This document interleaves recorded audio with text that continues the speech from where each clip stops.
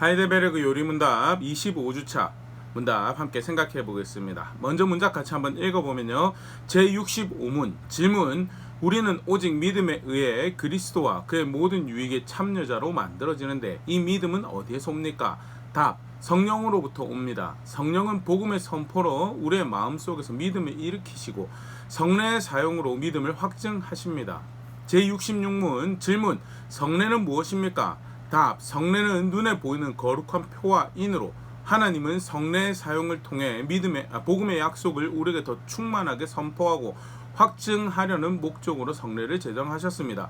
복음의 약속은 하나님이 십자가에서 완수된 그리스도의 단번의 희생으로 말미암아 죄의 용서와 영생을 값없이 우리에게 허용하신다는 것입니다.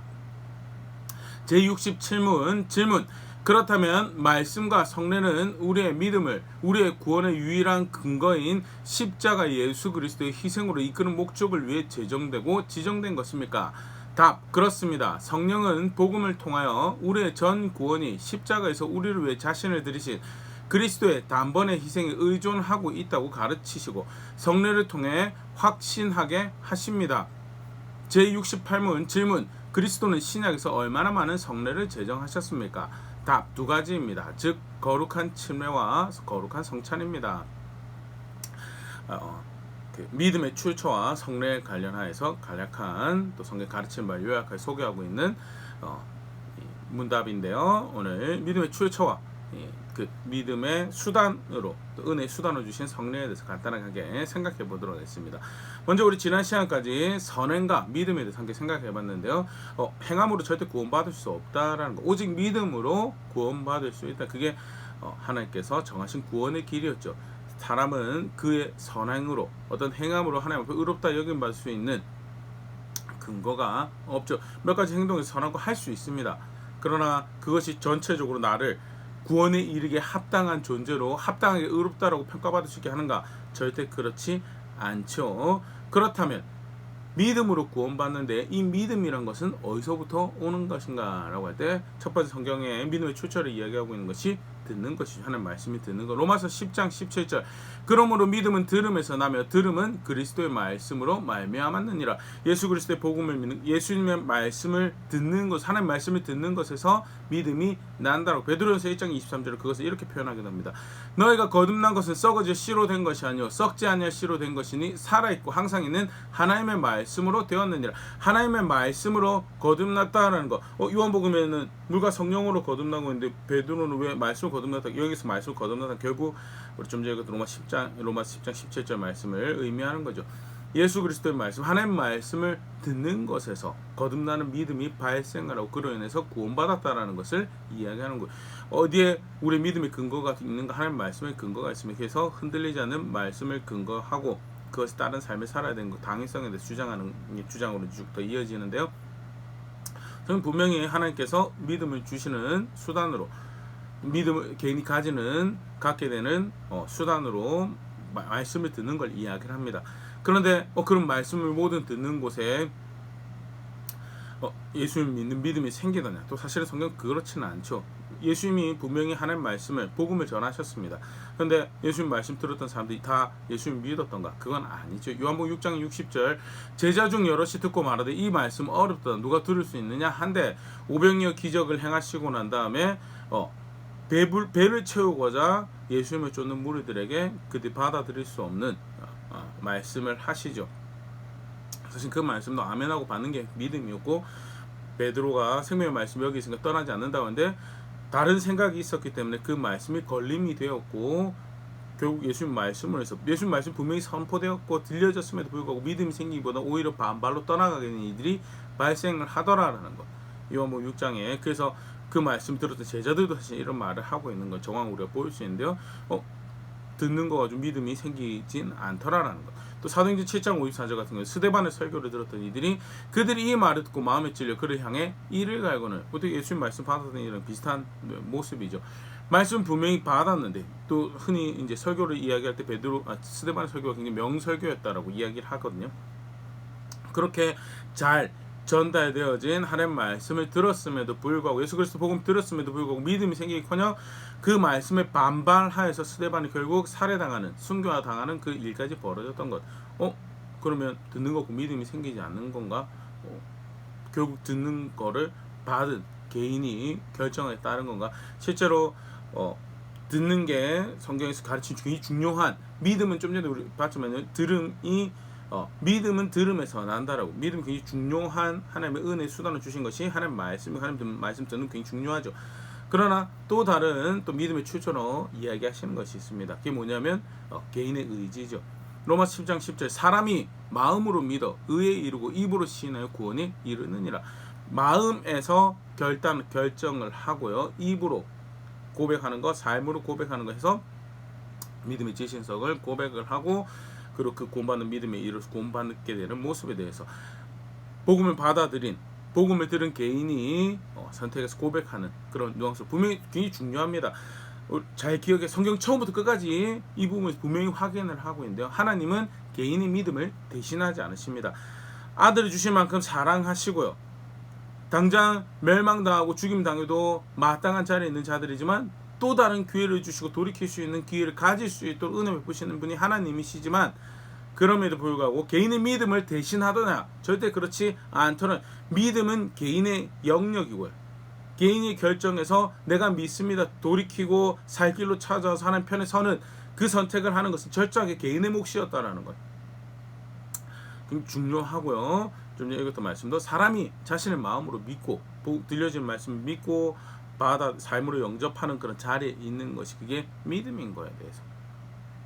근데 그러면 복음을 듣고 개인이 결정을 다 믿더냐라는 거에 대해서 사실 또 성경이 또 그렇지 않거든요. 갈라디아서 3장 10절 무릇 율법 행위에 속한 자들은 저주 아래에 있나니 기록된 바 누구든지 율법책에 기록된 대로 모든 일을 항상 행하지 아니한 자는 저주 아래에 있는 자를 항상 하였음이라. 믿는다고 하는 일을 선한 일을 항상 모든 일에 할 수 있더냐를 갈라디아 3장 10절 적용을 해보면 그렇지 않다라는 거예요. 내가 믿음을 가질 수 있다는 건요. 내가 항상 믿음을 가지는 구원받는 믿음을 가지고 유지하는 성실함과 신실함과 놀랍도록 그 사랑한 것을 향한 갈망과 사모함을 담아내는 모습인데 항상 그럴 수 있느냐는 그렇게 구원받기 충분한 믿음을 내가 늘 의지를 들여서 소유하고 있을 수 있느냐 불가능해요. 철저하게 불가능하고요. 그러면 도대체 믿음은 어디서 나는 것인가? 내가 매일 아침에 눈을 떠서 예수 그리스도를 하나님의 아들이라 다시 고백할 수 있고 그를 주로 삼고자 실패합니다. 반복적으로 잊어버리고 까먹고 실패하고 넘어지고 죄짓고 그러나 또다시 회개하고 구원의 줄 향해 나올 수 있는 그 은혜의 출처가 어디냐라고 할 때 분명히 이야기한 것이 하나님의 은혜다. 하나님 특별히 성령께서 그 일을 사랑 가운데 행하시는 것을 성경에서 가르치고 소개되어 있죠. 여기서 우리가 분명히 정리해야 되게 그렇다면 듣는 것도 의미가 없는 거 아니에요. 들어야죠. 하나님이 만드신 수단입니다. 개인의 의지를 두고 선택하는 굉장히 중요해요. 좀 전에 이야기 드렸지만 하나님께서 은혜를 베푸셔도요. 하나님이 은혜가 개인의 믿음을 대신하지는 않습니다. 믿음은 철저히 개인의 선택. 그럼에도 불구하고 오버롤 그 모든 것을 덮으시는 하나님의 은혜가 있다는 것. 그래서 구체적으로 성령께서 어떻게 인도하시는가 간단하게 한 네 가지로 성경에 소개되고 있는 모습 보면요. 먼저는요. 예수 그리스도께서 인도하시는 그런 일을 하시죠. 요한복음 16장 13절 14절 그러나 진리의 성령이 오시면 그가 너희를 모든 진리 가운데로 인도하시니니 그가 스스로 말하지 않고 오직 들은 것을 말하며 장래를 너에게 알리시리라. 그가 내 영광을 나타내니 내 것을 가지고 너에게 알리시겠음이라 하면서 모든 진리 가운데로 인도하시는 일을 누가 하시는가? 성령께서 하시죠. 말씀을 들을 때 실제 그런 일이 발생을 합니다. 아까 우리 간단히 스데반 순교한 장면에서 설교 장면에서 찔림이 발생을 합니다.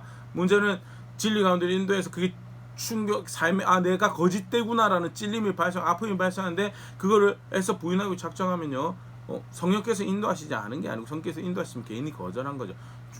놀라운 은혜는요 성령께서 하나님 말씀이 들려지는 곳에 하나님 말씀 수단 삼아서 하나님 말씀 들려지는 곳에 그 진리 가운데 정직하게 설 수 있는 모든 진리 앞에 설 수 있는 그런 은혜를 주시더라라는 것. 그리고 대표적인 모든 진리의 정점이 예수 그리스도죠. 14절 그가 내 영광을 나타내니 내 것을 가지고 너에게 진리이신 예수 그리스도를 알 수 있도록 진리이신 예수 그리스도 보일 수 있도록 그가 소망이구나 구원이구나 보일 수 있도록 예수 그리스도께 인도하는 그 일을 하시고요.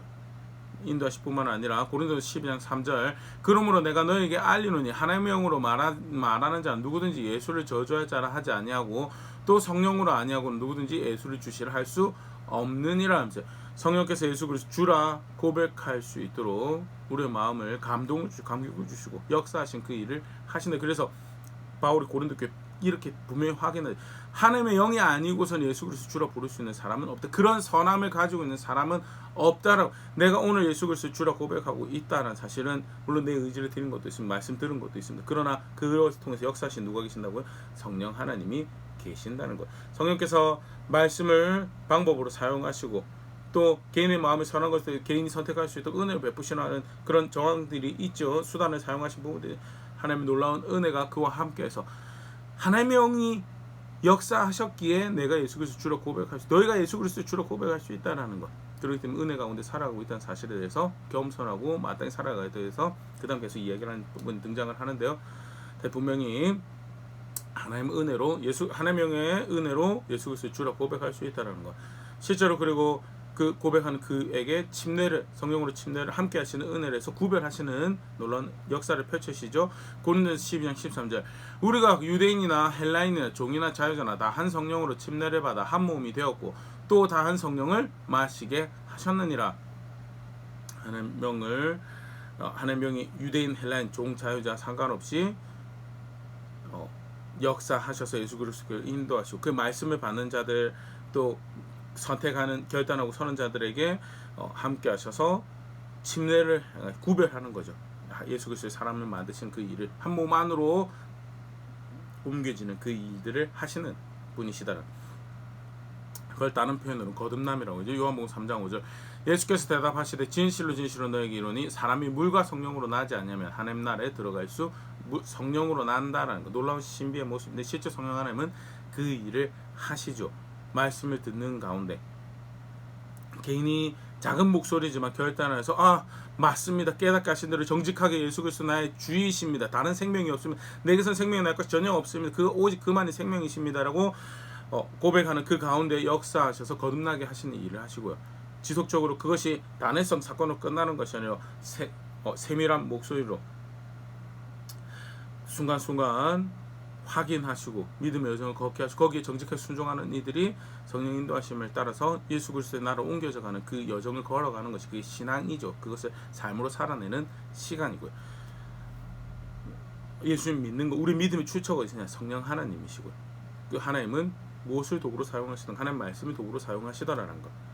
개인이 말씀을 받아들일 수 있도록 마음을 움직이시는 그 일을 하시더라라는 것. 기억할 수 있으면 좋을 것 같고요. 성경을 가르친 그대로 우리가 볼 수 있으면 좋을 것 같습니다. 아까도 잠깐 이야기 드렸지만요.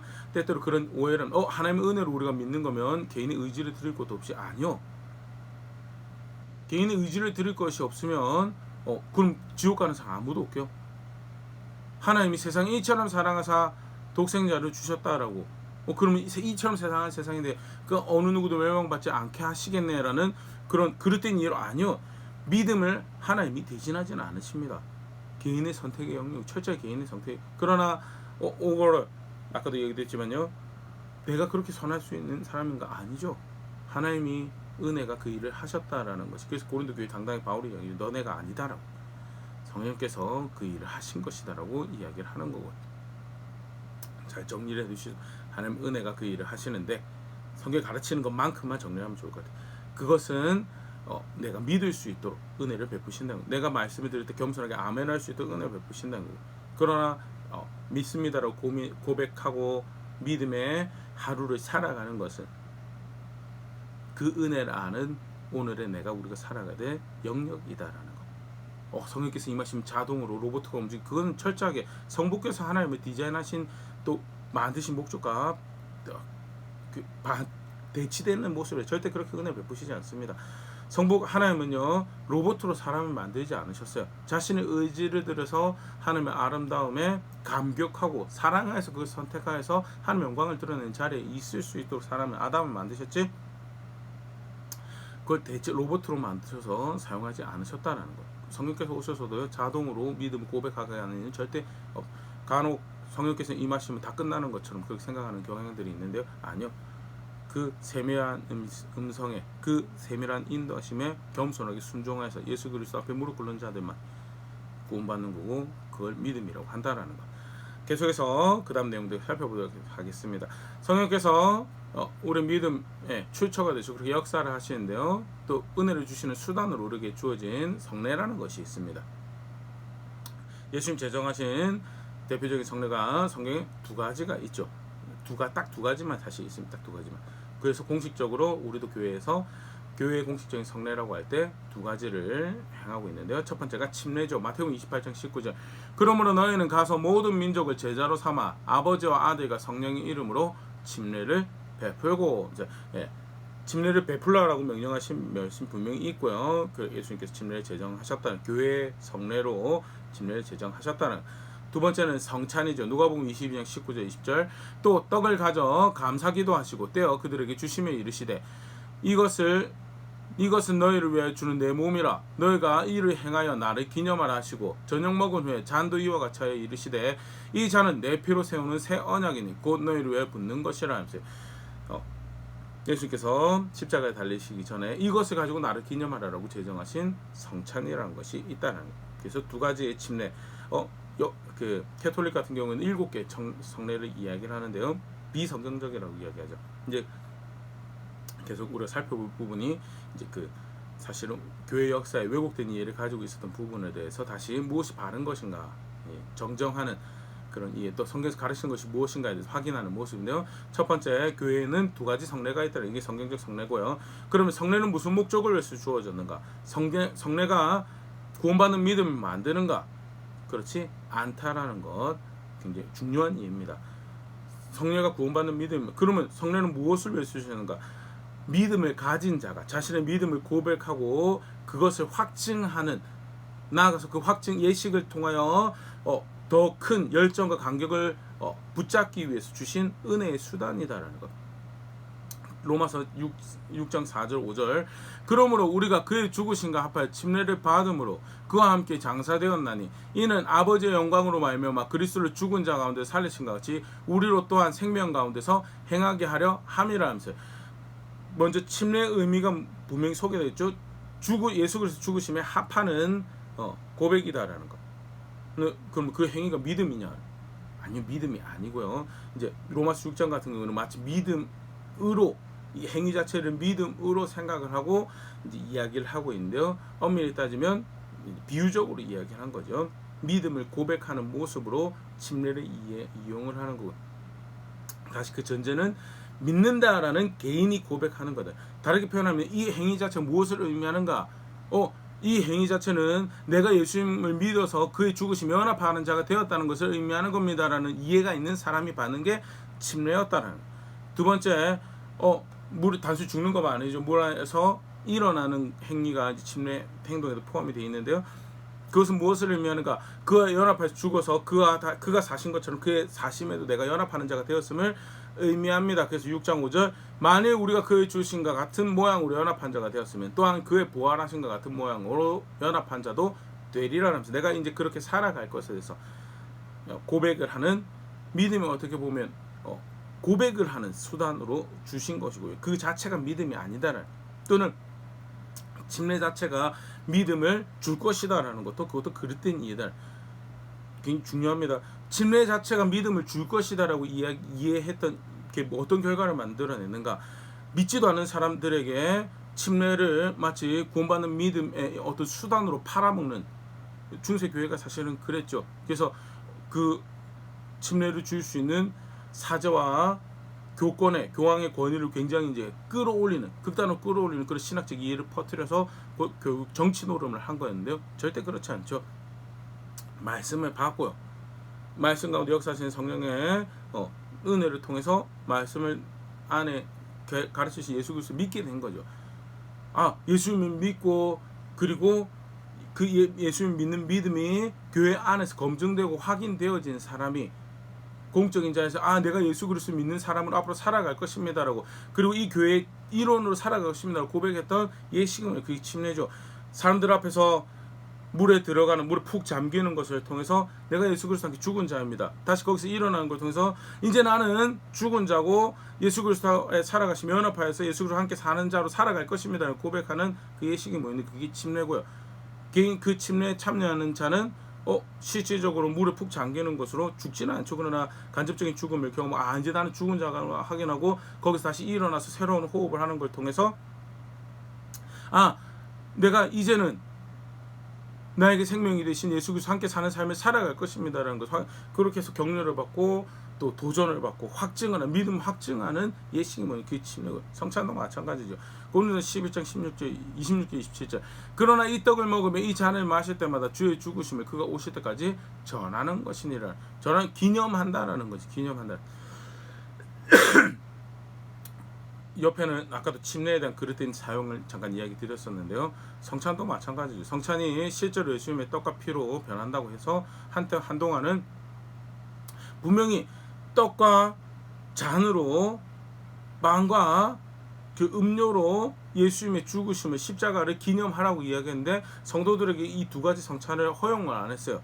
왜? 빵은 그래도 그나마 부스러기가 덜 할 수 있는데 감히 예수님의 보혈이 일반 속이 평신도들이 잔을 나누다가 방울이 떨어지면 그 성혈이 떨어지는 굉장히 우스꽝스러운, 예수님의 말씀 우스꽝스러운 걸로 만들어버린, 절대 그렇지 않습니다. 그는 어떤 마법이나 사술 같은 신앙을 기독교 신앙에 덮어 씌우려는 그릇된 시도죠. 그의 죽으심을 전하는, 기념하고 전하는 행위고요. 상징이다. 그런데 이 잔과 이 떡을, 예수님의 죽으심을, 나를 위해 내어주신 이 잔과 떡을 대하는 그 행위 안에서 상징적인 행위지만 예수님의 죽으심을 대하고 나를 위해 베풀으신 그 은혜를 대하는 예식을 가지는 거죠. 그러니까 27절 뭐 할 수 있느냐? 그러므로 누구든지 주의 떡이나 잔에 합당하지 않게 먹고 마시는 자는 주의 몸과 피에 대하여 죄를 짓는 것이니, 신앙 고백으로 대하는 겁니다. 이것은 나를 위해서 주신 예수님의 십자가고 그 은혜인 것을, 대속의 구원의 은혜인 것을 내가 압니다라고. 그렇기 때문에 여전히 죄 짓고 그릇된 성생활, 그릇된 재정에 대한 활용 비즈니스를 운영하고 있으면서 버젓이 하나님 그것을 기뻐하지 않은 것을 하면서도 나를 위해 은혜를, 그리고 내가 그 살과 피를 대하는 그의 지체입니다라고 이야기하는 거예요. 불가능하죠. 굉장히 예수 그리스도 모욕하는 거죠. 그런 삶을 살아가면서, 그런 가치관과 세계관으로 예수 그리스도 전혀 주가 되지 않았는데 마치 이 떡과 피를 대하고 있으면 천국 갈 것처럼, 하나님 나라의 일원이 될 것처럼 스스로 속이는 그런 행위, 그게 예수 그리스도 모독하는 거죠.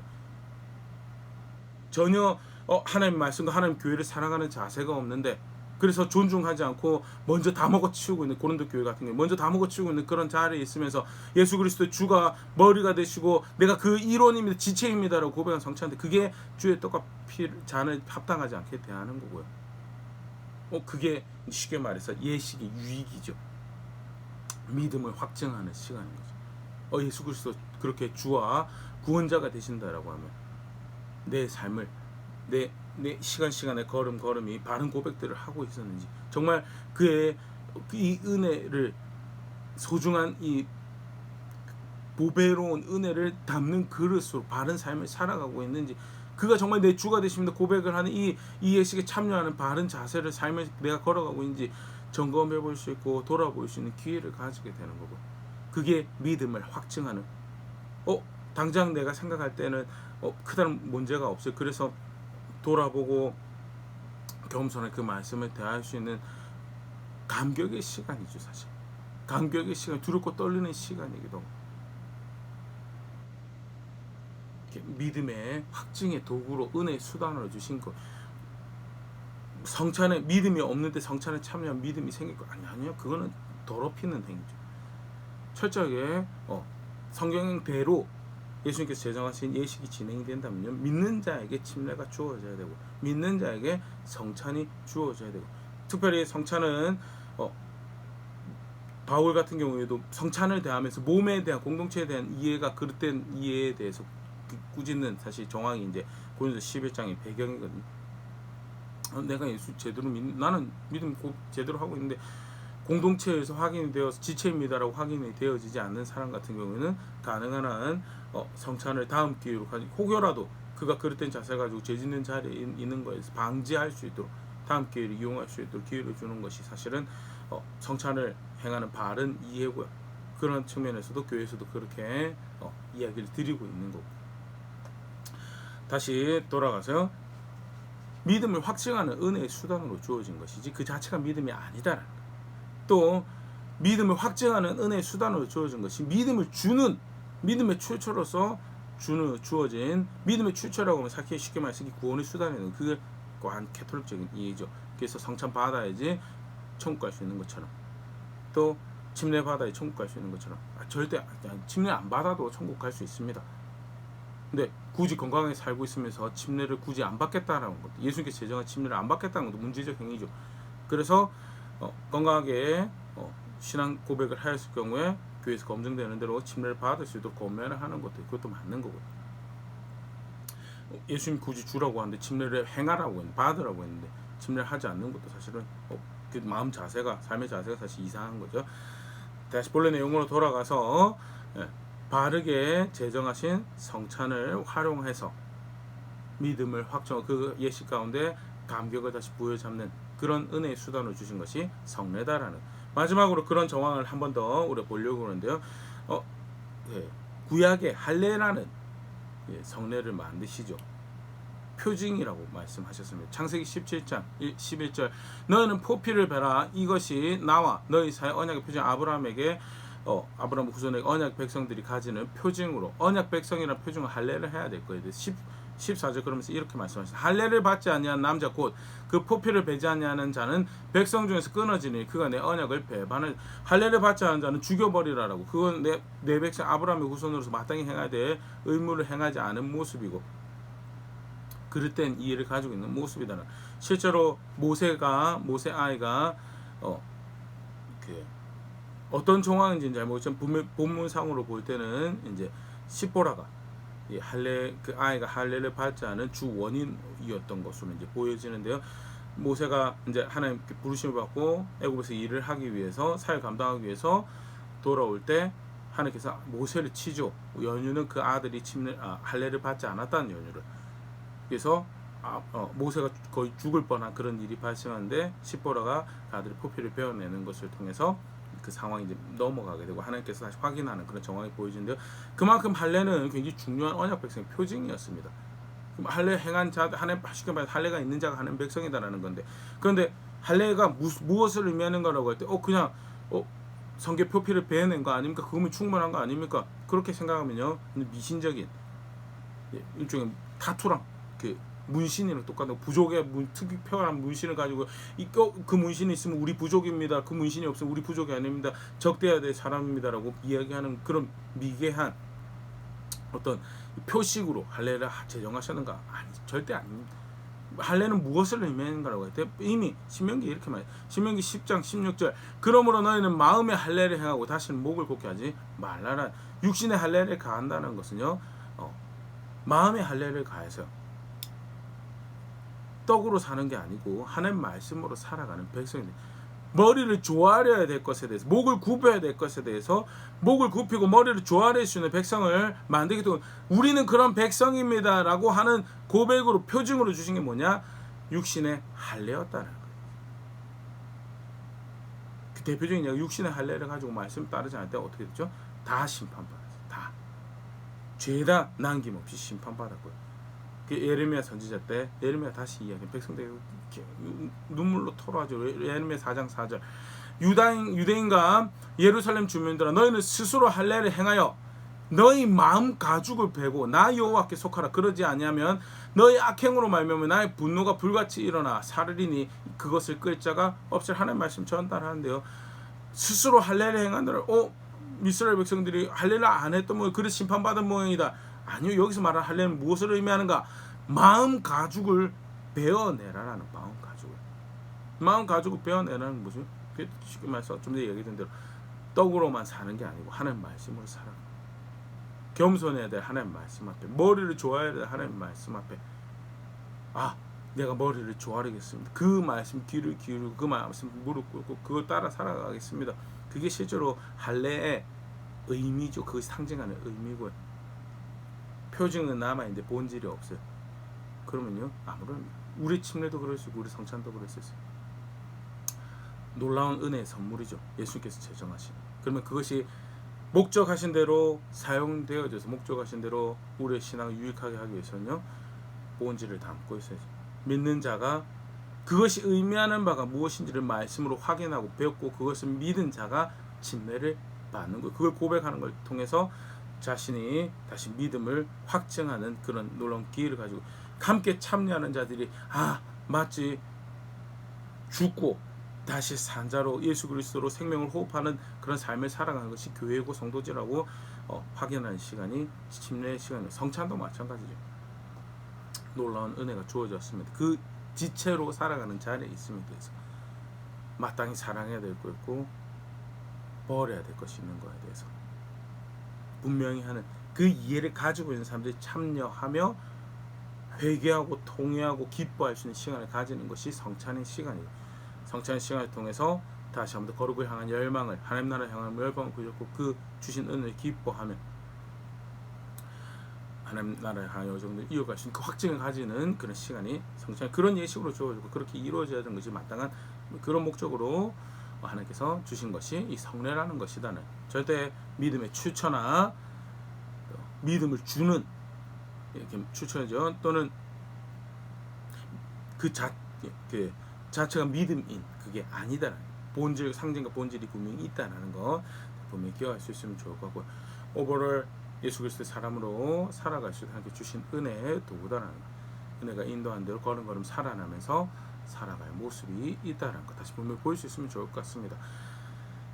오늘도 예수 그리스도를 믿어서 하나님 말씀 앞에서 짧은 시간이지만 믿음과 또 성례에 대해 생각해 볼 수 있는 자리에 있다라는 것, 정말 하나님께서 주신 놀라운 은혜 가운데 살아가고 있다라는 건데, 은혜가 인도하신 대로 세심한 걸음걸음 순종하며 살아가며 우리가 주의 교회입니다. 우리가 하나님 백성입니다. 고백하는 자리는 우리가 될 수 있으면 좋을 것 같습니다.